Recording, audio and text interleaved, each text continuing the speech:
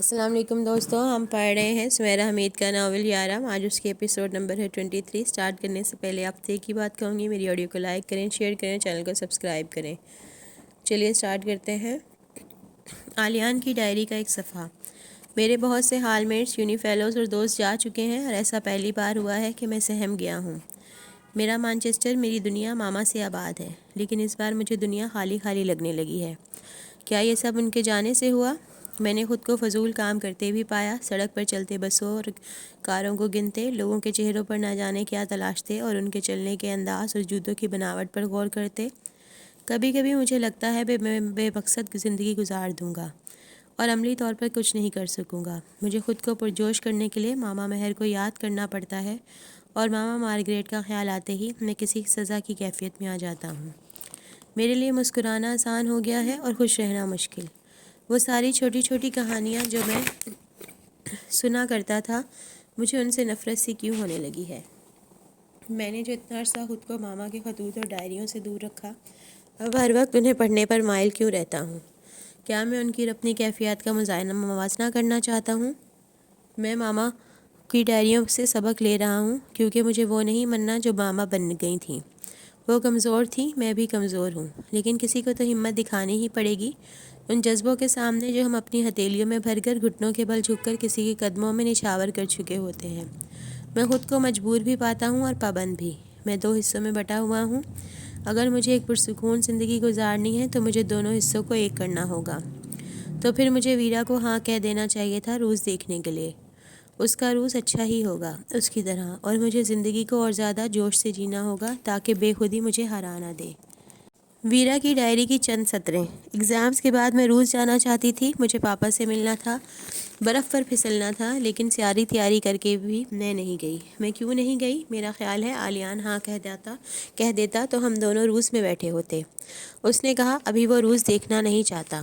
ٹھیک ہے، پھر میں نے بھی اپنا سامان کھول لیا۔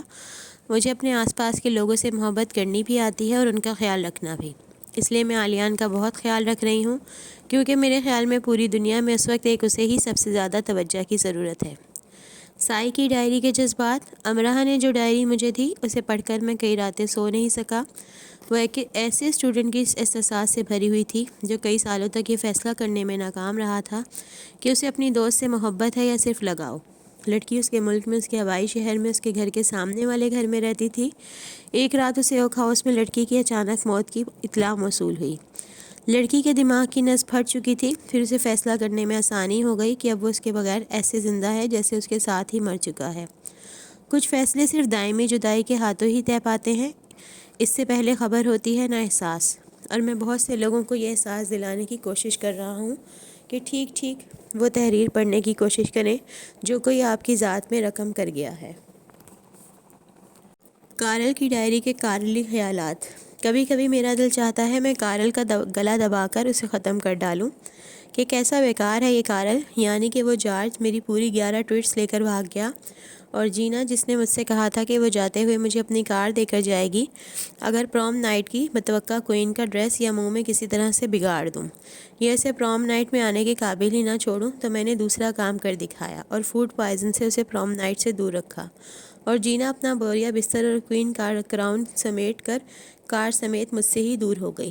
میں نے اس کے گھر کا پتہ ڈائری میں محفوظ کر لیا ہے، اور ایک دن جینا جائے گی۔ اچھا ہوتا اگر وہ مجھے کار دے جاتی، میں جلد ہی امریکہ جاؤں گا۔ آج کل میں کافی مصروف ہوں۔ ویلکم ویک کے لیے اس بار میں نے کچھ ایسے مصنوعی کیڑے دریافت کیے ہیں جو کھال کے ساتھ چپک کر کھال کو نیلا کر دیتے ہیں۔ یہ وہی کیڑے ہیں جنہیں دیکھتے ہی لڑکیاں اچھلنے اور پھدکنے لگتی ہیں، اور اس بار میں نے پین میں پہلے سے زیادہ طاقتور بیٹری فکس کی ہے، صرف اتنی طاقتور کہ جب تجربے کے طور پر میں نے شاہویز کو اس سے چھوا تو وہ چھل کر دور جا گرا، اور اس نے اقرار کیا کہ اس کی آنکھوں کے سامنے اندھیرا چھا گیا تھا۔ کچھ اور بھی آلات ہیں، لیکن ابھی میں ان پر کام کر رہا ہوں۔ فریشرز، آخر تم کب آؤ گے؟ تمہارا کارل، نیک تمنائیں۔ آسک می کی شرٹ پہنے اور آسک می کا بورڈ پکڑے وہ کافی خوش سی تھی۔ وہ اپنا بورڈ لے کر سب سے پہلے عالیان کے پاس گئی۔ پوچھو مجھ سے کیا پوچھنا ہے؟ جس وقت میں تمہارے پاس آئی تھی اس وقت تم نے کافی کے 1000-2000 کپ پی رکھے تھے۔ وہ تو میں حوصلہ مند تھی جو تمہارے انداز اور لب و لہجے پر رونے لگی تھی۔ ویسے مجھے یہ بات بعد میں ڈیرک نے بتائی کہ لڑکیاں جان بوجھ کر بار بار آ کر تمہیں تنگ کر رہی تھیں، اور حیرت ہوئی یہ سن کر کہ ایسی لڑکیوں کے سر پر تم نے آسمی کا بورڈ کیوں نہیں دے مارا؟ شاید ان سب کا غصہ تم نے مجھ پر نکال دیا تھا۔ کیا تمہیں ذرا سا بھی ترس نہیں آیا تھا مجھ پر؟ اچھا ایسا کرو، میرے ساتھ کھڑے ہو جاؤ، میں تمہیں بتاتی ہوں کہ جب مجھ جیسی ڈری سہمی اور بیچاری سی لڑکی آتی ہے تو اسے کیسے ڈیل کیا جاتا ہے۔ اگر اسے اس جگہ تک چھوڑ آیا جائے جہاں جانے کے بارے میں وہ پوچھ رہی ہو تو ہماری عظمت اور شان میں کمی نہیں آ جاتی۔ ویسے آج بھی کافی ہی پکڑ نکلے ہو نا؟ ٹھیک ہے، آج تو ضروری تھا، ضرورت بھی کیا ہے سب سے نرم خوئی سے بات کرنے کی۔ وہ اس کے ساتھ کھڑی بولتی جا رہی تھی۔ ایک اسٹوڈنٹ عالیان کے پاس اس سے کچھ پوچھنے لگا، ہاتھ کے اشارے کے ساتھ وہ اسٹوڈنٹ کے ساتھ جانے لگا اور دور چلا گیا۔ اسی دوران ایک ایشیائی لڑکی اس کے پاس آئی اور کافی دیر تک اس کا سر کھاتی رہی۔ یا تو اس لڑکی میں بولنے کی طاقت بہت زیادہ تھی یا اس نے سمجھ رکھا تھا کہ دوسروں میں سننے کا حوصلہ بے مثال ہے۔ وہ کافی تفصیل سے اسے یہ بتانے لگی کہ کن خطرناک مراحل سے گزر کر اس کا داخلہ یونی میں ہوا ہے، کیونکہ اس کے دادا مان ہی نہیں رہے تھے۔ ایک دوسری لڑکی آئی اور کھڑے کھڑے یونی کے بارے میں سب جان لینا چاہا، حتیٰ کہ اس نے یہ سوال بھی پوچھ لیا کہ اسٹوڈنٹس یونین کے صدر کا انتخاب کن مراحل سے گزر کر کیا جاتا ہے اور معزول کن مراحل سے گزر کر۔ کچھ کا خیال تھا کہ آسک می سب بتا سکتے ہیں، یہ بھی کہ آکسفورڈ سے بس کہاں کہاں لے جاتی ہے، اور یہ بھی کہ کینٹین میں برگر کتنے کا ہے اور کافی کتنے کی۔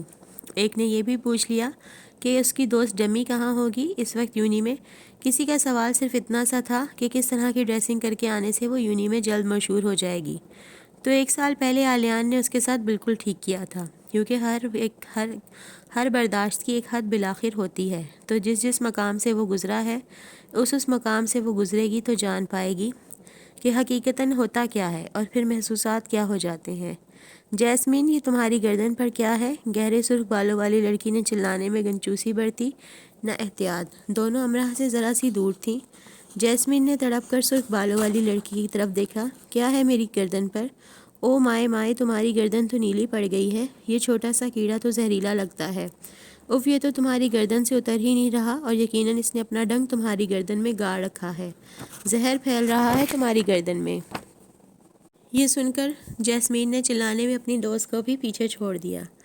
ان دونوں کے تاثرات دیکھ کر نہ چاہتے ہوئے بھی امراح کی ہنسی نکل گئی۔ ان سب میں یہ خاموش معاہدہ طے تھا کہ کارل کے بارے میں کوئی اپنی زبان نہیں کھولے گا۔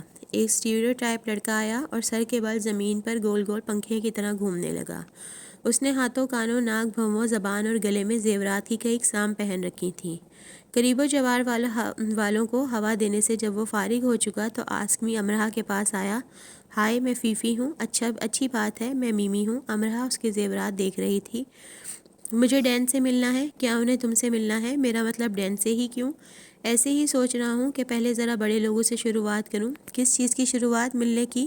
کیوں، کیا تم اپنے زیورات میں سے کچھ عنایت کرنے کا ارادہ رکھتے ہو؟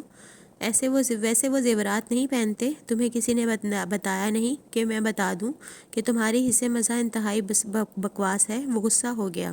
شکریہ بتانے کے لیے، تمہیں غصہ کرنے کی ضرورت نہیں، ایسے تمہارے زیورات ٹوٹ کر جھڑ سکتے ہیں۔ آؤ میرے ساتھ، ڈین بھی تمہارے ہی انتظار میں ہوں گے۔ میں چند اور اسٹوڈنٹس کو بھی ان سے ملوا چکی ہوں۔ ویلکم ویک پر تو وہ خاص فریشر سے ملتے ہیں۔ اسے لے کر وہ ڈین یعنی کارل کے پاس آئی۔ کارل، یہ ڈین سے ملنا چاہتے ہیں۔ کارل نے سر ہلا دیا۔ ٹھیک ہے، آئیے جناب، جائیے جناب۔ امراح زیر لب ہنسی۔ اسے یقین تھا اب وہ سر کے بل گھومنا چھوڑ دے گا یا ڈین سے ملنے کا خیال اس کے سر سے نکل جائے گا۔ دو میں سے ایک کام ضرور ہوگا۔ اس بار فریشرز میں نمونوں کی بھرمار تھی، جیسے کہ ایک لڑکی کو دیکھ کر کچھ ایسا لگ رہا تھا جیسے پیرس فیشن ویک کے ریمپ سے چلتی سیدھی یونی آ گئی ہو، اور ایک نے کانوں میں اتنے بڑے بندے اور کلائیوں میں ایسے ایسے کڑے پہن رکھے تھے کہ گمان ہوتا تھا کہ کرتب سازوں کے آلات فن چرانے کا شغل رکھتی ہو۔ اور چند فریشرز کو دیکھ کر امراح کی سمجھ میں نہیں آیا کہ وہ کیا ثابت کرنا چاہ رہے ہیں، کہ دنیا ایک جنگل ہے اور ہم اس کے باسی، یا یہ کہ بہت رہ لیا اس قدیم سی دنیا میں، چلو اب کسی اور سیارے کی طرف نکلیں، یا شاید یہ ثابت کرنا چاہ رہے تھے کہ میں انسان بنے رہنے سے تھک گیا ہوں، جب سے پیدا ہوا ہوں انسان ہی ہوں، اب مجھے کوئی اور مخلوق ہونے کا شرف ہی حاصل کرنا چاہیے۔ ڈیرک آیا اس کے پاس۔ میری جگہ کھڑی ہو، کیسا لگ رہا ہے؟ کہہ کر دانت نکالے۔ کچھ بتا نہیں سکتی، کاش میری بھی ناک لمبی ہوتی تو میں اپنے احساسات جان پاتی۔ ہاں ہاں ہاں، جس طرح تم میری ناک کو گھور رہی تھی، میں نے اس رات سنجیدگی سے ناک کی سرجری کروانے کے بارے میں سوچا تھا۔ پھر سوچنا ترک کیوں کر دیا؟ اس نے دانت نکالے۔ اسے ایک چاکلیٹ ٹویٹ دے کر تھوڑی گپ شپ لگا کر وہ چلا گیا۔ ویلکم ویک کا آخری دن تھا. معمول سے زیادہ اسٹوڈنٹس کا رش تھا کہ انتہائی ہائی فائی ڈریسنگ میں آنکھوں پر چشمہ لگائے, کسی مشہور و معروف ہیئر اسٹائل سے بال بنوائے ایک لڑکا اسٹار ڈرم کی دھول اڑاتے 4 عدد کالے پینٹ کوٹ اور چشمے چڑھائے گارڈز کے نرگے میں یونی کے اندر آیا. اس کے آگے پیچھے فوٹوگرافرز کا ہجوم تھا جو دھڑا دھڑ اس کی تصویریں بنا رہا تھا. امرہا منہ کھولے اسے دیکھتی ہی رہ گئی. وہ دیکھ رہی تھی کہ کیا وہ اتنا ہی خوبصورت ہے ہمیشہ سے؟ اگر گارڈز اور فوٹوگرافر اس کے گرد نہ بھی ہوتے تو بھی وہ ہجوم کو روک لینے کا کمال رکھتا تھا.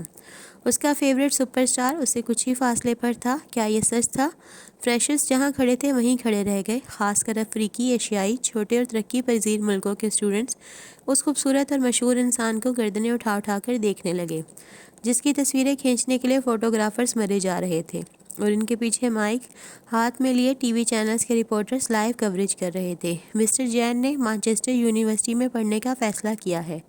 یہ ایک دانش مندانہ فیصلہ ہے, لیکن میں تھوڑا تشویش میں مبتلا ہوں کہ کیا یونیورسٹی انتظامیہ ان کے لاکھوں فینس کو یونیورسٹی تک آنے سے روک سکے گی؟ مجھے خدشہ ہے کہ وہ ایسا نہیں کر سکے گی. مائک ہاتھ میں لیے ٹی وی رپورٹر اپنی پونی ٹیل کو ہلا ہلا کر تیز بول رہی تھی. پینٹ کی ایک جیب میں ہاتھ ڈال کر وہ کھڑا ہو گیا اور یونی کو سر اٹھا کر ایسے دیکھنے لگا, اور ایسے کرتے اس نے گردن کو ایسے خم دیا کہ امرہا سانس لینا بھول گئی. اپنے سارے ضروری کام چھوڑ کر فریشرز انہماک سے مسٹر جین کو دیکھ رہے تھے. یہ ضرور کوئی فلم سٹار ہے یا شاہی خاندان کا فرد یا کسی بڑے لیکن غیر معروف ملک کا متوقع شہزادہ, کوئی فٹ بالر, سنگر جسے فی الحال وہ نہیں جانتے. ہاں وہ نہیں جانتے. فریشرز نے مزید وقت ضائع کرنا فضول سمجھا اور پاگلوں کی طرح معروف مسٹر جین کی موبائل سے تصویریں اور ویڈیو بنانے لگے تاکہ اپنے ملکوں کے مقامی اخبارات کو دے سکیں, سوشل میڈیا پر وائرل کر سکیں. اسی دوران لڑکیوں کا ٹولہ چلاتا ہوا اس کی طرف لپکا. گارڈز نے لڑکیوں کو دور سے ہی روک دیا. آنے دیں انہیں, اس نے ہاتھ سے اشارہ کیا. لڑکیوں نے خوشی سے بے ہوش ہونے سے پہلے اپنے اپنے ہاتھ آٹوگراف کے لیے آگے کیے, اور لڑکے لڑکیاں بھی آنے لگے اور گارڈز کا حلقہ توڑنے کی کوشش کرنے لگے. اب تو کوئی شک ہی نہیں رہ گیا تھا. فریشرز بھی آگے بڑھے. وہ بے چینی اور جوش کا شکار تھے. کوئی ابہام نہیں رہ گیا تھا. وہ خوش ہیں کہ کوئی سٹار ان کی یونی میں ان کے ساتھ پڑھے گا, وہ بھی ان کے ساتھ فریشر ہے. ان کے فینس نے ان پر ہلہ بول دیا ہے. ایسے ماحول میں صرف یہ پڑھ نہیں سکیں گے یا پڑھنے نہیں دیں گے, لیکن یہ قابل تعریف ہے کہ مسٹر جین نے اتنی کامیابیاں سمیٹ لینے کے بعد بھی پڑھنے کا فیصلہ کیا. پونی ٹیل والی کی تیز آواز میں رپورٹنگ جاری تھی. اس کی آواز اتنی تیز تھی کہ فریشرز کا آدھا مجمع آرام سے سن سکتا تھا. اسی کی طرح کی دوسری رپورٹر دوسری طرف کھڑی تیز آواز میں رپورٹنگ کر رہی تھی. ویلکم ویک کے اس آخری دن یہ سب آنن فانن ہوا. وہ آیا اور چھا گیا, اور چند منٹ لگے اور فریشرز اس کے گرد گھیرا بنا کر کھڑے ہو گئے. جو ادھر ادھر تھے وہ بھی اسی کی طرف دیکھنے لگے کہ کون آیا ہے. سب کے موبائلوں والے ہاتھ بلند تھے. وہ سب دیوانہ وار اس کی طرف لپک رہے تھے. اور پھر اس گھیرے کے اندر ایک بورڈ بلند ہوا جس کے ایک طرف لکھا تھا welcome freshers, we are your seniors, thanks for the attention, اور بورڈ کے دوسری طرف لکھا تھا you are awesome fools. نئے آنے والے ہونکوں کی طرح بورڈ پڑھتے رہ گئے اور ان بلند بانگ کہکوں کو سننے لگے جو مسٹر جین, اس کے گارڈز, فوٹوگرافرز اور اس کے فینس ان کی طرف اشارے کر کر کے لگا رہے تھے. خفت ان کے چہروں پر لکھی تھی. سینئرز نے انہیں آتے ہی دھڑ لیا تھا. انہیں بتا دیا تھا ذرا بچ کے, ہمیں بچے نہ سمجھنا. جب فینس آلیان سے آٹوگراف لے رہے تھے تو وہ بھی فوراً ان کے پاس گئی اور ایک سادہ کاغذ اس کے سامنے کیا. اس پر اپنا نام لکھ دو. امرہا نے اس کے سامنے کھڑے ہو کر بہت خوش ہوتے ہوئے کہا. کیمروں کے فلیشز ان دونوں پر پڑ رہے تھے. وہ اس انسان کے سامنے کھڑی تھی جو پوری یونی تک کا توجہ کا مرکز بنا ہوا تھا. آلیان نے کاغذ پر ایسے ہی لکیریں کھینچ دیں. مجھے تمہارا نام چاہیے, لکیریں نہیں, اس نے اردو میں کہا. ناچار اس نے اپنا نام لکھ دیا اور وہ گارڈ بنے کارل کو دھکا دے کر ہلکے سے باہر نکل آئی اور رپورٹنگ کرتی ویرا کے قریب سے گزرتی خود کو ہجوم سے دور لے گئی. اس کا خیال تھا کہ وہ ایک معرکہ سر کر آئی ہے, وہ اس کا نام لکھوا لائی ہے. اور اس سے پہلے جب اس نے بے نیازی سے اپنی فینس کو دیکھا تھا تو امرہا دنگ رہ گئی تھی. کیا وہ ایسا ہی ہر فن مولا ہے؟ اس میں کتنی ادائیں ہیں کہ ختم ہونے میں آتی ہیں نہ گنتی میں. جب وہ اس کا نام لکھوا کے لے گئی تو آلیان کو لگا وہ اس کا مذاق اڑا گئی ہے, اور اب اسے یہ زیادہ شدت سے لگنے لگا تھا کہ وہ اس کا کھلونا ہے. جب جی چاہا کھیل لیا, ورنہ توڑ دیا. اور پھر جوڑنے کے لیے آ گئے. انہوں نے نئے آنے والوں کو الو بنایا. اب وہ سب ہنس رہے تھے. یہ آلیان کا ظاہر تھا, لیکن اندر سے وہ خاموش تھا. وہ سوچ رہا تھا ایک مذاق تو اس کے ساتھ بھی ہوا ہے جو اتنا عملی تھا کہ اسے ہی بے عمل کر ڈالا تھا. میں نے اسے انکار کر دیا، مجھے ایک مسلمان سے شادی کرنے میں دلچسپی نہیں تھی۔ پھر میں نے ہر رات جاب سے واپسی پر اسے اپنے راستے میں کھڑے پایا۔ ہر رات ہر صبح وہ مجھے دیکھتا رہتا اور میں اس کے پاس سے گزر جاتی۔ وہ اتنا مستقل مزاج ہے کہ میرے انکار پر بھی میرے راستوں میں کھڑا رہتا ہے، میرے ساتھ بس میں سفر کرتا ہے، خریداری کے دوران میرے آس پاس رہتا ہے، اور پھر کتنے ہی مہینوں بعد جب میں نے اسے وہاں صرف ایک دن کھڑے نہیں پایا تو میں نے اپنی آنکھوں کی روشنی کم ہوتے محسوس کی۔ اس کا وہاں کھڑے رہنا کیوں ضروری تھا، اور ایک اس کے وہاں نہ ہونے سے دنیا میں کچھ باقی کیوں نہ رہا؟ اور میں نے سر اٹھا کر آسمان کی طرف دیکھا، خدا کی تلاش میں کہ وہ مجھے بتائے کہ کیا ایسا ہی ہے۔ میں گھر واپس آ گئی اور رات صدیوں پر محیط ہو گئی۔ پلکوں کی جنبش کے سوا میرے وجود نے حرکت نہ کی۔ مجھے اس سے محبت نہیں ہو گئی تھی، لیکن وہ میرے لیے ضروری ہو گیا تھا۔ اب اگر وہ مجھے صبح و شام دیکھنے کو نہیں ملے گا تو میری بینائی پر اثر پڑے گا۔ اب اگر اس کا سایہ میرے پیچھے پیچھے نہ رہا تو میرا وجود بے سایہ ہو جائے گا۔ اس رات میں نے پہلی بار سوچا، اسے ہاں کہہ دینے میں مجھے تعمل کیوں ہے؟ کیا میں مغرور ہوں کہ میں بہت خوبصورت ہوں، یا کوئی اور فرق غالب ہے؟ لیکن دو انسانوں کی پہلی شناخت تو انسان ہوتا ہے نا۔ اس رات صرف پلکوں کی جنبش پر اختیار نہ رکھتے ہوئے میں نے یہ فلسفہ گڑھا۔ یہ میری اپنی قابلیت تھی یا اس شخص کی قوت کہ میں نے ایسا فلسفہ خود کو سکھا دیا، یا وہ الزام ٹھیک ہے جو ایک جذبے پر لگایا جاتا ہے کہ محبت سب جائز کروا لیتی ہے۔ میں نے ولید کو خود پر جائز ہوتے دیکھا۔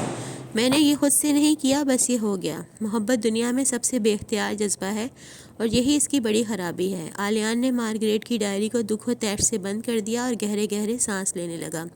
کتنا مشکل تھا مارگریٹ کے لکھے کو پڑھنا، جو اس پر گزر رہا تھا اس سے پھر سے گزرنا، اور اپنی زندگی کو خوفناک حد تک مارگریٹ کی زندگی سے مماثل پانا۔ آلیان نے کئی بار امرہ کو اپنے راستوں میں کھڑا دیکھا تھا، اور وہ ایسے ظاہر کرتا جیسے اسے دیکھا ہی نہیں۔ اسے یقین تھا اس شخص اور اس امرہ میں ایک جیسی خامیاں اور خوبیاں ہیں، پہلے جکڑ لینا، پھر جھٹک دینا، پھر پہلے ہنسانا، پھر رلانا، پہلے اپنے ساتھ زندہ رکھنا، پھر اپنے بغیر مردہ کر جانا۔ یہ لوگ ایک جیسے ہوتے ہیں، برباد کر دینے والے لوگوں کی رمزیں ایک جیسی ہوتی ہیں، یہ سراب ہوتے ہیں، ان کے پیچھے بھاگو، انہیں پالو، اور پھر یہ دلدل بن جاتے ہیں، ان میں دھس کر دم توڑ دیا جائے، یہی تو چاہتے ہیں۔ تو مارگریٹ کی زندگی میں آنے والا شخص، اس کی زندگی میں آنے والی لڑکی، دونوں ایک جیسے ہیں۔ اپنی منتشر ذہنی حالت میں اس نے خود کو کئی بار یہ کہتے پایا، کسی ضروری کام کی طرح اس نے اسے خود کو بھولنے نہ دیا۔ امرہ پر ترس کھا آلیان، سائی نے بھانپ لیا کہ وہ بڑی تبدیلی سے گزر رہا ہے۔ سائی، تمہیں ہر وقت اس کا وکیل بنے رہنے کا شوق کیوں ہے؟ تم غلطی پر ہو، وکیل میں تمہارا ہوں۔ خود کو دیکھو آلیان بیٹی، تم کس کو دھوکہ دے رہے ہو؟ دھوکے سے ہی تو نکل آیا ہوں۔ یہ سال بھی گزر جائے گا، وہ چلی جائے گی تو چلی جائے، جب چلی جائے گی تب بھی اتنی ہی آسانی سے کہہ سکو گے بالکل۔ دیکھو وہ ایک مختلف ماحول سے آئی ہے۔ مارگریٹ کا شوہر بھی مختلف معاشرے سے آیا تھا۔ سب گد غرض اور بے حس لوگ ایک جیسے ماحول اور معاشرے سے آتے ہیں۔ اس کے خیالات کتنے واضح ہو گئے تھے۔ وہ بے حس نہیں ہے، ٹھیک ہے تو پھر میں ہوں۔ تمہیں اس پر اتنا غصہ کیوں ہے؟ یاد رکھنا، غصہ اپنوں پر ہی ہوتا ہے۔ اپنا وہ ہوتا ہے سائی جو رحم دل ہوتا ہے۔ اور امرہ، ٹھیک ہے سنو، امرہ کیا ہے؟ وہ جانتی تھی میں اس کے لیے کیا جذبات رکھتا ہوں۔ بے وقوف نہیں تھی وہ، مجھ سے دور کیوں نہیں ہوئی؟ اس نے مجھے روک کر یہ کیوں نہیں کہا کہ تم ایک غیر مسلم عورت کے بیٹے ہو، تمہارے باپ کی خبر نہیں، مجھے تم سے تعلق نہیں رکھنا؟ اگر ماما نے میری تربیت نہ کی ہوتی، اگر میں نے صبر کا درس نہ لیا ہوتا تو جانتے ہو میرے ساتھ کیا ہوتا؟ میں ذہنی انتشار کا شکار ہو کر پاگل ہو جاتا۔ مجھے بے وقوف بنا کر میرے ساتھ ایسا سلوک کیا گیا۔ میں اس پر بھڑکا نہیں، اس پر چلایا نہیں، اور اسے یہ نہیں بتایا کہ وہ کس قدر خود غرض ہے۔ میں یہ نہیں بھول سکتا، سب جانتے بوجھتے وہ کیسے میرے ساتھ رہی، جیسے میرا دل توڑنا اس کا مقصد تھا۔ کیا محبت اور دوستی میں فرق ہے؟ کیا محبت اور دوستی میں فرق نظر نہیں آتا؟ نظر آتا ہے، صاف نظر آتا ہے۔ اگر دوستی ہی تھی تو اسی دوستی کا لحاظ رکھ کر میری کچھ عزت تو کرتی۔ ویرا کے سامنے اس نے میری ماں کی کیسی بے عزتی کی۔ احترام وہ ہوتا ہے جو تنہائی میں بھی کیا جائے، جو دل و دماغ کی سوچوں میں بھی کیا جائے۔ سائی، اگر میری ماں سے محبت کرنے والا، دھتکار کر اسے اپنی زندگی سے الگ کرنے والا ایک صرف احترام اور عزت کا راستہ اپنا لیتا تو آج میری ماں زندہ ہوتی۔ امرہ کو ایک کھلونا چاہیے تھا، دوست۔ یونیورسٹی کا سب سے موسٹ وانٹڈ اسٹوڈنٹ اس کا دوست ہے، اس کے ساتھ ہے، اس کے آس پاس رہتا ہے، اس پر فدا ہے۔ بس یہی حیثیت تھی اس کے نزدیک میری۔ وہ آج بھی میرے پاس آتی ہے کہ میں پھر سے اس کا دوست بن جاؤں، جب تک اسے ثبوت نہیں مل گیا کہ اس نے مجھے لا مذہب سمجھا۔ مجھے لے کر وہ ایک فارم بھرتی رہی اور خانوں میں ٹک کراس لگاتی رہی۔ اتنی ہمت تو میری ماں نے بھی نہیں کی تھی۔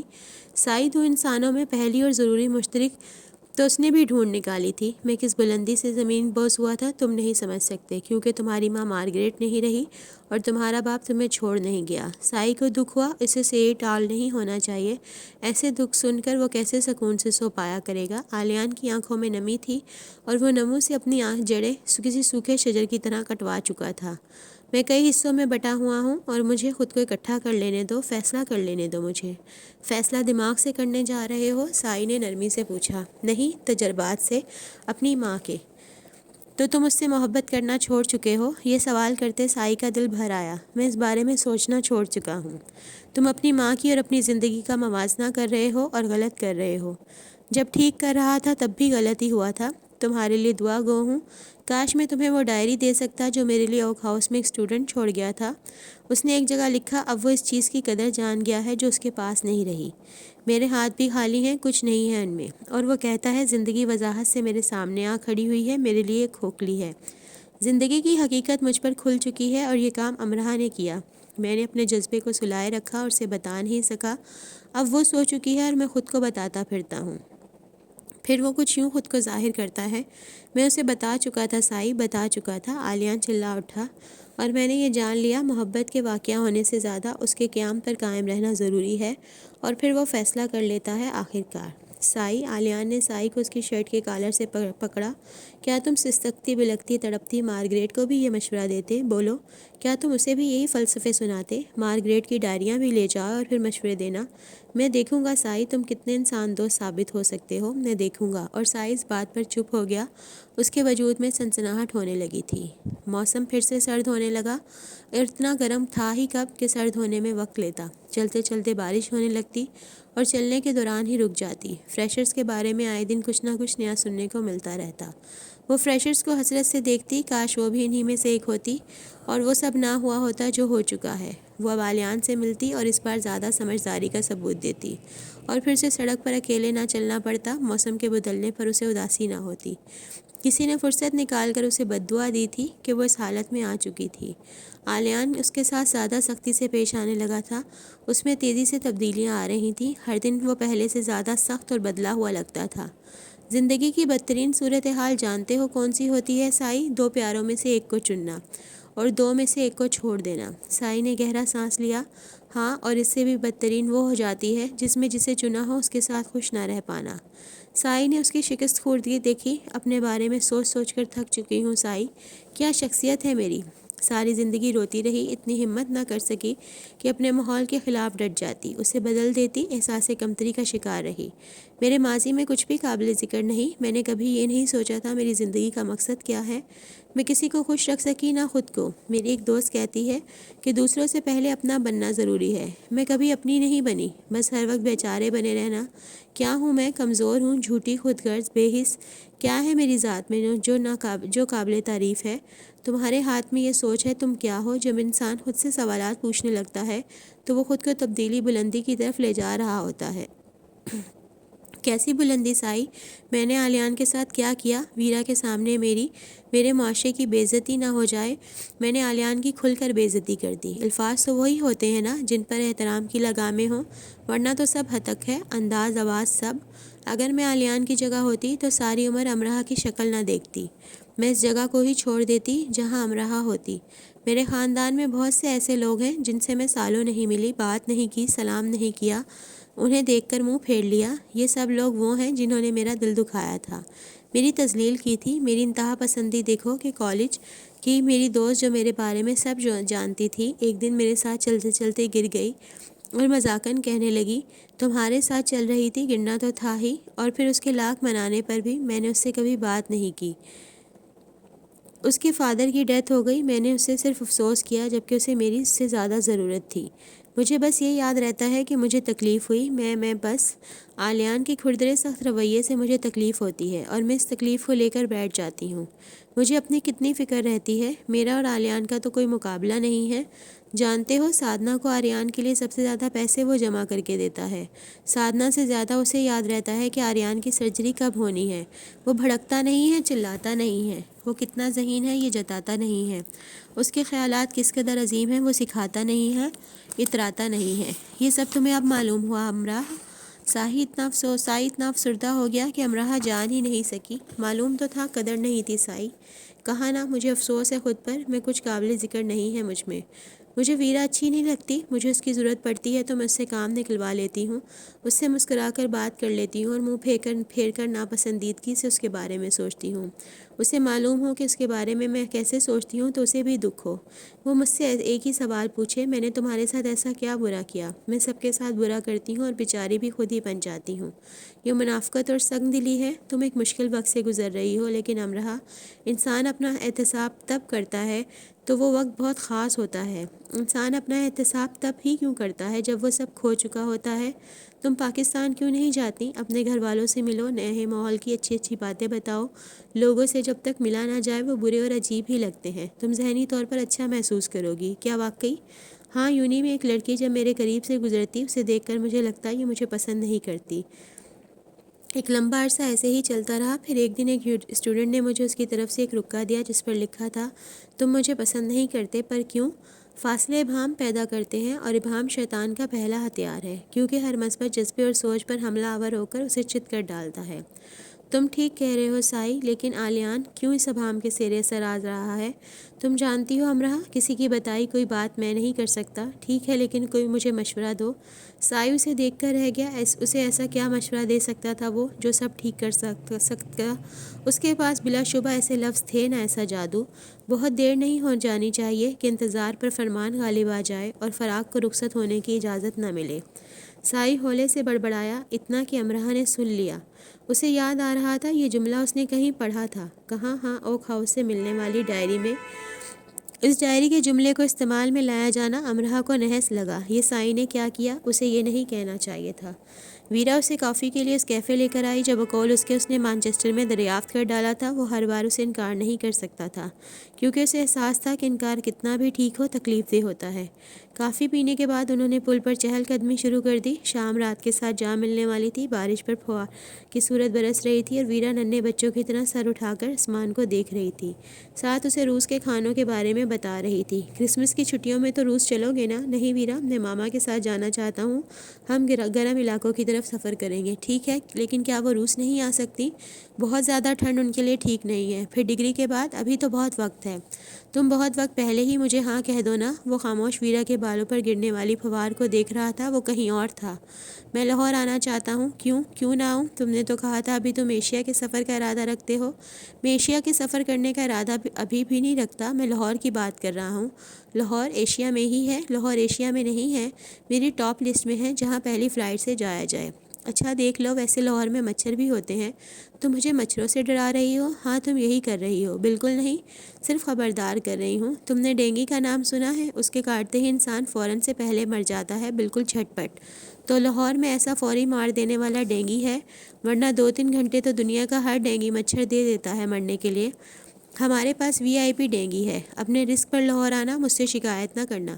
کیا وہ لاہور والوں کو نہیں کاٹتا؟ نہیں، یہی تو اس کی خصوصیت ہے، وہ غیر ملکیوں پر حملہ آور ہوتا ہے۔ جب میں لاہور جاؤں گا تو کیا میں بھی غیر ملکی ہوں گا اس کے لیے؟ ڈینگی کے لیے نہیں، لاہور کے لیے۔ روس کی برف کو جانتے ہو نا؟ پھر نہ کہنا بتایا نہیں۔ ہاں، اس کے کاٹنے سے انسان مر جاتا ہے۔ ہاں، برف کاٹتی نہیں آلیان۔ ہلکی سی جھرجھری کا وہ شکار ہوا۔ وہ ویرا تھی اور ہنستی جا رہی تھی۔ میں نے تو ولید کو اتنا لمبا عرصہ سنا بھی نہیں تھا۔ مٹھی سے ریت کی طرح پھسل جانے والے زندگی کے صرف چند سال ہی، اور ان چند سالوں میں ہی اس نے مجھے اپنے سوا سب کے لیے بہرا کر دیا، اور دوسروں کے لیے گونگی تو میں تب ہی ہو گئی جب اس سے ہم کلام ہونا شروع ہوئی۔ یہ وہ ابتدا تھی جو اس کے جانے کے بعد انتہا کو پہنچی۔ میں آلیان کو دیکھتی ہوں تو سوچتی ہوں اتنی غلطیاں کر چکی ہوں اور نہ کروں، لیکن پھر میں غلطی کر جاتی ہوں۔ میں ولید کے لیے آنسو بہانے لگتی ہوں۔ میں یہ غلطی اپنی ہر سانس کے ساتھ کرتی ہوں۔ اگر دنیا میں مجھے کسی کو نصیحت کرنے کا موقع دیا جائے تو میں نصیحت کرنا چاہوں گی کہ خود کو ختم کر دینے کے ہزاروں طریقوں میں سے محبت کو سب سے آخر پر بھی نہ رکھیں۔ زندہ درگور ہونے کے لیے کسی اور جذبے کا انتخاب کریں۔ مجھے اس ایک کمرے میں ہر وقت چلتا پھرتا ہوا وہ نظر آتا ہے۔ میں پیدائشی اندھی ہو جاتی، لیکن ایسی اندھی نہ ہوتی کہ مجھے میرا بیٹا نظر نہ آئے، لیکن اسے دھتکار دینے والا شخص ہر جگہ نظر آئے۔ تو کیا مجھے ایسی بے اختیاری پر کوڑے نہیں برسانے چاہیے؟ آلیان نے اپنی ہتھیلی میں بارش کی پھوار سمیٹی۔ ٹھیک ہے، ہم ضرور چلیں گے ویرا۔ اپنی بے اختیاری کو اس نے بھی معاف نہ کیا۔ چند دنوں بعد وہ رات کو شٹل کاک آیا اور ماما مہر کی گود میں سر رکھ کر لیٹا رہا۔ وہ چھت کو دیکھ رہا تھا، پھر وہ دیوار پر ٹنگی تصویر دیکھنے لگا۔ کیا تلاش کر رہے ہو؟ آپ کو کچھ بنا کر کھلاؤں؟ سائی ٹھیک کہتا ہے، وہ بات بدلنے میں ماہر ہو چکا ہے۔ رات کے اس وقت کیا وقت ہوا ہے؟ تمہیں آئے آدھا گھنٹہ گزر چکا ہے اور تم ایسے خاموش ہو کہ مجھے لگ رہا ہے تم نے کئی دنوں سے کسی سے بھی بات نہیں کی۔ این بتا رہی تھی یونی میں بھی تم ایسے ہی رہتے ہو۔ منہ کھولو اور مجھے اپنی زبان دکھاؤ، اس میں ضرور کوئی مسئلہ ہے۔ اس نے فرما برداری سے منہ کھول کر زبان دکھا دی۔ اب کھڑکی کے پاس جاؤ اور زور سے چلاؤ، مجھے معلوم ہے تم میں کتنی قوت باقی ہے۔ وہ کھڑکی کے پاس آیا۔ باہر امرا کھڑکی کھڑی اسی کھڑکی کی طرف دیکھ رہی تھی۔ بظاہر اس کے ہاتھ میں فون تھا اور وہ ٹھنڈ میں ٹہل رہی تھی۔ چلا نہ پڑنا، آ جاؤ۔ وہ واپس آ کر بیٹھ گیا۔ ان کو آپ نے میرے پیچھے جاسوسی پہ لگا رکھا ہے۔ اسے چھوڑو، یہ بتاؤ اتنے مشینی سے کیوں ہو رہے ہو؟ تم میں جو خاصی نرمی کا عنصر ہوا کرتا ہے وہ کہاں ہے؟ کیا میرا رویہ برا ہے؟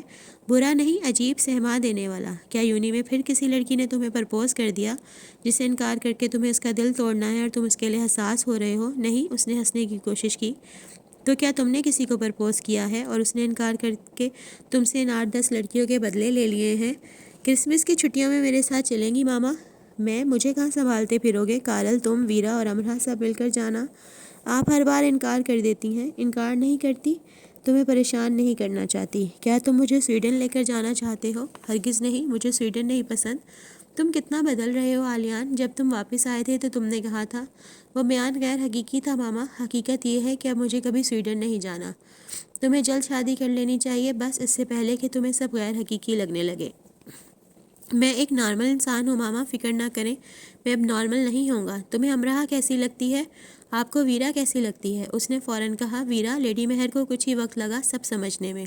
جی، وہ ایک سمجھدار لڑکی ہے۔ اس کی سب سے بڑی خوبی یہ ہے کہ وہ انسانوں کی عزت کرنا جانتی ہے۔ اس کی سب سے دوسری بڑی خوبی یہ ہے کہ وہ انسانی نفسیات کو اچھی طرح سمجھتی ہے۔ میں نے اسے بے غرض اور پرخلوص پایا ہے۔ وہ ہر ایک کی مدد کے لیے تیار رہتی ہے۔ وہ حسد و رشک سے پاک ہے۔ اس میں بہت سی خوبیاں ہیں ماما۔ تم نے ویرا کی بات ایک دم سے ایسے کی جیسے اس کی وکالت کر رہے ہو، لیکن میری سمجھ میں نہیں آیا یہ وکالت تم نے میرے لیے کی یا خود اپنے لیے؟ اس آخری بات پہ آلیان کے چہرے کے سب قدرتی رنگ نچوڑ لیے۔ آلیان، دنیا میں کوئی ایسا انسان نہیں جو مجھے ناپسند ہو، کیونکہ میں کسی نہ کسی طرح سے قابل نفرت انسانوں سے بھی محبت کا راستہ نکال لیتی ہوں، اور مجھ پر یہ گرا نہیں گزرتا۔ میں کسی سے نفرت نہیں کرتا ماما، سوائے ایک کے۔ ہم کتنوں سے محبت کرنے کے قابل ہو چکے ہیں۔ اس سے زیادہ اہم یہ ہے کہ ہم کتنوں سے نفرت کر رہے ہیں۔ اس انسان محبت میں کورا نہ ہو، نفرت میں کورا ضرور ہونا چاہیے۔ کوئی نقطہ، کوئی نشان نہیں ہونا چاہیے اس جذبے کے نام پر۔ میں اس شخص سے محبت نہیں کر سکتا، میں مارگریٹ نہیں بن سکتا۔ میں صرف اسی کی بات نہیں کر رہی۔ انہوں نے بہت سنجیدگی سے اسے دیکھا۔ پھر مجھے نہیں پتا آپ کس کی بات کر رہی ہیں۔ مجھے ڈر تھا آلیان کہ ایک دن تم ضرور مارگریٹ کو لے کر بہت سوچا کرو گے۔ ماما کے بارے میں سوچنا برا ہے کیا؟ مارگریٹ کے بارے میں سوچنا نہیں، بس اس کے ساتھ جو ہوا اس کے بارے میں سوچنا۔ میری اولاد ہو تم، تمہاری آنکھ کی پتی کی حرکت بھی پہچانتی ہوں میں۔ ان آنکھوں کے رنگ اور چمک کہاں گم کر آئے ہو؟ یہ پوچھا نہیں تم سے، ابھی بھی نہیں پوچھوں گی۔ صرف اتنا کہوں گی کہ پرسکون رہو، جلد باز مت بنو، خود کو وقت دو، ٹھہراؤ خود کو، فیصلے کرو، لیکن خود کو بے حس بنا کر نہیں۔ میں جلد باز تو نہیں ماما، ہاں نہیں ہوں، لیکن بعض معاملات میں ہم ہو جاتے ہیں اور ہمیں خود کو بھی پتہ نہیں چلتا۔ وہ خاموش ہو گیا۔ ایک جملہ اس کے ذہن میں بجنے لگا۔ پہلے اس نے مجھے یہ بتایا کہ میں اس کے لیے کس قدر ضروری ہوں، اور پھر اس نے یہ ثابت کر دکھایا کہ میں کتنی غیر ضروری تھی۔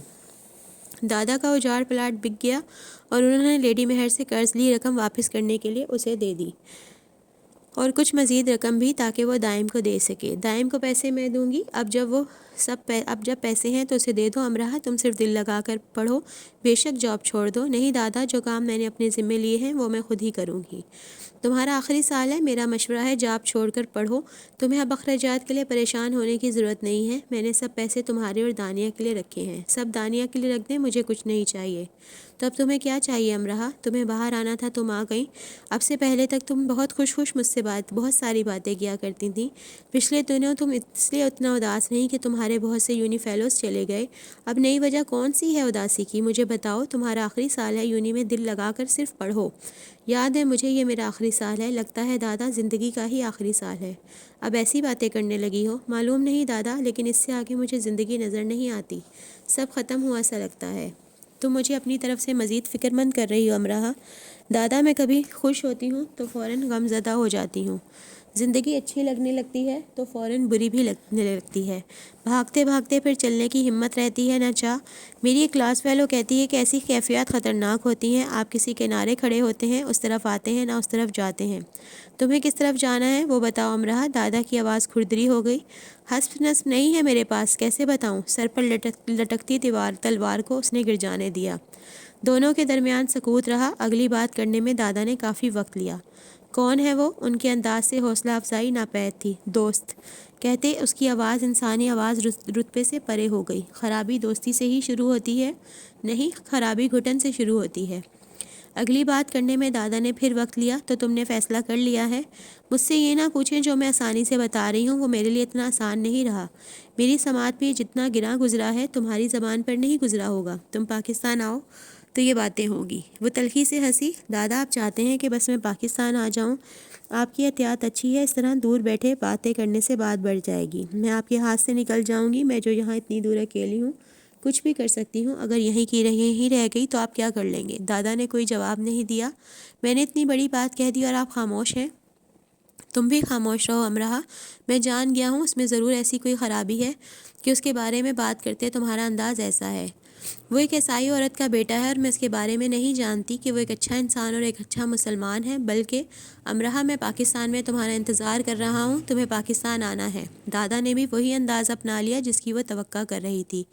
وہ خاموش ہوئی۔ اس نے محسوس کیا وہ کئی گھنٹے بت بنی بیٹھی تو رہ سکتی ہے، لیکن دادا کے اس انداز کے بعد بولنے کی ہمت نہیں کر سکتی۔ وہ دادا کو بتانا چاہتی تھی کہ اس نے کسی کی پلکوں سے افشاں چن لی ہے۔ وہ جو 4 قدم اس سے دور جاتی تھی، وہ 2 قدم اس کی طرف بڑھاتی پھر پلٹ جاتی۔ وہ اب عین اس کے سامنے جا کھڑی ہوئی ہے، اور وہ دادا کو یہ بھی بتانا چاہتی تھی کہ ان کا اس پر اور خود کا اس پر اختیار نہیں رہا، اور یہ بھی کہ اب اگر وہ پلٹی تو پتھر کی بن جائے گی، نہ وہ ان کے کام کی رہے گی نہ اپنی۔ اس نے اتنا سب جان لیا ہے تو ہی ایسے دادا سے بات کی ہے نا؟ امرا، میں پاکستان میں تمہارا انتظار کر رہا ہوں، دادا کو پھر سے کہنا پڑا۔ اسے دادا کے انداز پر غصہ آ گیا، دکھ بھی ہوا۔ اس کا دل چاہا جواب دیے بغیر لاگ آف ہو جائے، لیکن وہ بھڑک کر یہ کہنے سے خود کو نہیں روک سکی۔ آپ چاہتے ہیں میں خود پر زندگی حرام کر لوں، اس دروازے پر دستک دوں جو صرف مرنے والوں کے لیے کھلتا ہے؟ مرنے کی بات کر رہی ہو امرا؟ تو پھر یہ بھی یاد رکھنا، بوڑھوں پر موت بنا کسی تردد کے جلد مہربان ہوتی ہے۔ امرا جہاں کی تہاں رہ گئی۔ دادا چلے گئے؟ کیا ہوا، ایسے کیوں بیٹھی ہو؟ سادنا کمرے کے آگے سے گزرتے سے دیکھا تو اندر آ گئی۔ زندگی میں کون سا ایسا مقام ہوتا ہے سادنا کہ لگنے لگتا ہے کہ بس اب زندہ رہنے کا کوئی فائدہ نہیں، جب ہم کچھ ایسا کر گزریں جو ہمیں نہیں کرنا چاہیے؟ سادنا کچھ سمجھ رہی تھی۔ ایسا کیا؟ میں دوسروں کے بارے میں کچھ نہیں کہہ سکتی، لیکن میں نے اپنے لیے ایسا محسوس کیا تھا۔ آریان کے پاپا سے پسند کی شادی کی تھی، ہم 2 مختلف ذاتوں سے تھے، میرے گھر والے نہیں مان رہے تھے، پھر ہم نے خود شادی کر لی، اور جب ہمیں آریان کی بیماری کے معاملے میں معلوم ہوا تو مجھے لگا کہ میرے ماتا پتا کی بد دعا لگی ہے۔ میں ان سے پہلے ہی معافی مانگ چکی تھی، وہ مجھے معاف کر چکے تھے، لیکن میری ماں نے ایک بات کہی تھی۔ وہ بولی، تم نے تو اپنی خوشی جی لی اور اب ہمیں اپنا دکھ مرن سمے تک کاٹنا ہے۔ ہم تمہارے دشمن نہیں تھے، بس سماج میں سر اٹھا کر چلنا تھا۔ تم نے ہمارا سر ہی کاٹ ڈالا، دھن دولت قسمت سے، مان سمان سماج سے۔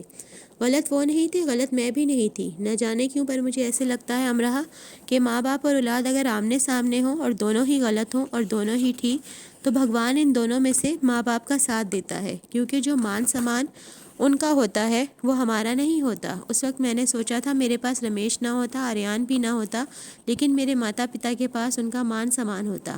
امرا پر دکھ کی نئی بندشیں کھلی۔ اگلے دنوں دادا نے اس سے بات چیت ہی بند کر دی۔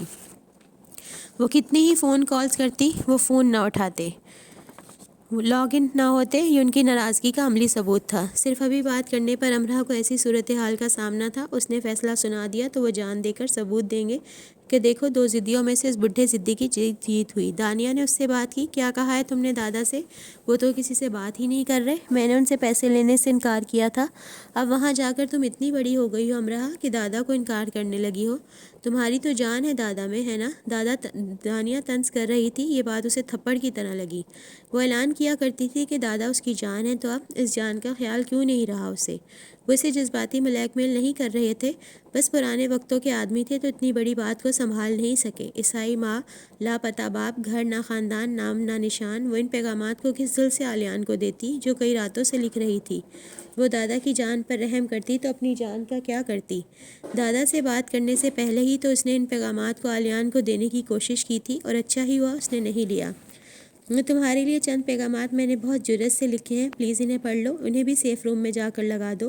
دنیا دکھاوے کے لیے نہیں ہے یہ علیان، ان میں جو لکھا ہے وہ میں ہارٹ راک میں سن چکا ہوں، ان میں جو لکھا ہے وہ سنا گیا ہے نہ کہا۔ امرا، اب تمہیں جو کہنا ہے وہ سننے کے لیے میں خود کو موجود نہیں پاتا۔ تم کس قدر ضدی ہو علیان؟ ہاں میں بہت ضدی ہوں، تم نے کہا تھا تم مجھ سے محبت کرتے ہو، کرتا تھا اور بکواس کر رہا تھا۔ جھوٹ بول رہے ہو نا تم؟ جھوٹ؟ ایسی ہی بات تھی تو سائی کے منہ سے پال کے حملے کا سن کر تم اپسیٹ کیوں ہو گئے تھے؟ پال مجھ پر دوبارہ حملہ نہ کر دے، تم اسٹور سے گھر تک مجھے چھوڑنے کیوں آتے رہے تھے؟ رافیل کو تم نے جھیل میں دھکا دے دیا کیونکہ وہ مجھے بار بار تنگ کر رہا تھا، کارل کو تم نے فائر کر کے گرایا کہ میں ریس جیت لوں۔ اتنے سارے سچ ہیں اور تم جھوٹ بول رہے ہو۔ تم خوش فہمی میں مبتلا ہو امرا، کارل پر فائر کرنے کے لیے مجھے ویرا نے کہا تھا، وہ جانتی تھی اگر تم ہار گئی تو دوبارہ کبھی کسی سے مقابلہ نہیں کر سکو گی، وہ ہر حال میں تمہیں جیتا ہوا دیکھنا چاہتی تھی۔ کارل کے ساتھ کوئی بھی یہ کرنے کے لیے تیار نہیں تھا تو میں نے کر دیا، صرف ویرا کے لیے، صرف ویرا کے لیے۔ امرا کے کانوں میں سائیں سائیں ہونے لگی۔ تم نے کبھی یہ غور ہی نہیں کیا کہ دوسرے تمہارے لیے کیا کچھ کرتے ہیں، انہیں تمہاری کتنی فکر ہے؟ تمہیں صرف اپنی نادانی کی فکر ہے۔ پال نے تم پر حملہ کیا، مجھے یہ جان کر دکھ ہوا، تمہاری جگہ کوئی بھی ہوتا مجھے دکھ ہوتا۔ کارل نے خاص جا کر پال کو سمجھایا، یعنی اسے بھی دکھ ہوا۔ ایسا ہونا نارمل ہے، اور جے پیٹرسن کے کہنے پر ہم 3 لوگ تمہیں گھر تک چھوڑتے رہے تاکہ پال دوبارہ ایسی حرکت نہ کرے۔ خود جے پیٹرسن کتنی ہی راتیں یہ ڈیوٹی دیتا رہا، یہ میری ڈیوٹی تھی امرا، اور رافیل کو صرف اس لیے دھکا دیا تھا کیونکہ وہ پرانک ماسٹر کا مائنڈ تھا، اس نے ماما کو اداس کر دیا تھا، شارلٹ کو دکھی کر دیا تھا۔ یہ سب جھوٹ ہے علیان، یہ سب تم خود کرنا چاہتے تھے، خود۔ جو میں خود کرنا چاہتا ہوں وہ صرف اتنا ہے کہ میں تم سے دور رہنا چاہتا ہوں۔ جن سے ایک بار محبت کی جاتی ہے ان سے نفرت کا گناہ نہیں کرنا چاہیے، جن سے ایک بار دھتکار ملے ان کے پاس پلٹ کر جانے کا جرم نہیں کرنا چاہیے۔ میری زندگی کی سب سے بڑی غلطی پریڈ میں تمہارے پیچھے آنا تھا، میں تمہارا کھلونا نہیں ہوں امرا، تمہیں کیا پتا میں کس کس کا کھلونا ہوں؟ وہ سوچ کر رہ گئی اور کہہ نہ سکی۔ یونی بھری پڑی ہے، کسی کو بھی جا کر دوست بنا لو۔ اس کا انداز کبھی بھی ایسا نہیں ہوا تھا جیسا اب ہو گیا تھا۔ امرا اس کی طرف دیکھتی رہ گئی۔ دوست؟ ہاں وہ دوست، اس کی دوستی ہی تو کر رہی تھی تب بھی، اب بھی۔ ٹھیک ہے وہ دادا سے بات کرے گی، اس نے اپنی اور اس کی آخری ملاقات میں سوچا تھا، اور وہ بات کر چکی تھی، اور دادا کے ایسے ناراض ہونے پر سوچ رہی تھی کہ ابھی وقت اس کے ہاتھ میں ہے، وہ دادا سے پھر بات کرے گی۔ وقت اس کے ہاتھ میں ہے، یہ اس کا اپنا خیال تھا، کیونکہ برننگ مین تو جلنے کے لیے تیار کیا جا چکا ہے، وہ پورے کا پورا جل جائے گا، آگ کی لپٹیں اس میں سے اٹھیں گی اور وہ دیکھتی رہ جائے گی، وہ جل کر ختم ہو جائے گا، اسے جلنے سے کوئی روک نہیں پائے گا۔ تو دوستو یہ تھی آج کی ایپیسوڈ، امید کرتی ہوں آپ کو پسند آئی ہوگی۔ اگر آپ کو میری آڈیو اچھی لگی ہے تو اسے لائک کریں، شیئر کریں، چینل کو سبسکرائب کریں۔ اللہ حافظ، کل پھر ملیں گے، دعاؤں میں یاد رکھیے گا۔